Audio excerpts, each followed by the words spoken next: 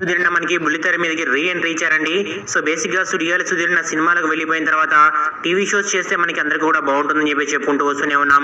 So almost మనకి చాలా రోజుల తర్వాత సుధీర్ అయితే ఒక షో చేస్తారనమాట. సో ఈ ఉగాదికి సంబంధించి మనకి ఆల్రెడీ మనకి ప్రమోస్ అని కూడా రిలీజ్ అవుతూనే ఉన్నాయండి. సో బేసిక్ గా ఉగాదికి సంబంధించి సో ఈసారి పండుగ మనదే అని చెప్పేసి సో ఒక కొత్త ప్రోగ్రామ్ అయితే రాబోతుంది అనమాట.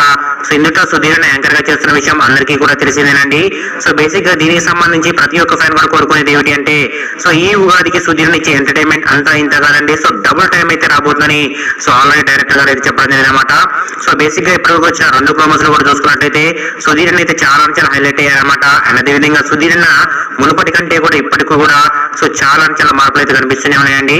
అండ్ అదేవిధంగా ఇందులో చాలా మంది ఆర్టిస్టులు ఉన్నాయన్నమాట.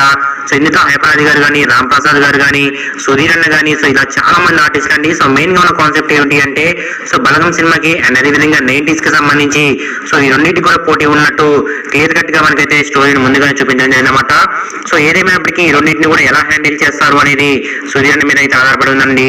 అండ్ అదేవిధంగా వచ్చిన ప్రమోషన్ లో చూసుకుంటే సుధీర్ అయితే ఎట్లా మెస్మరైజ్ చేశారనేది స్పెషల్ గా చెప్పుకోవాల్సిన పని లేదనమాట.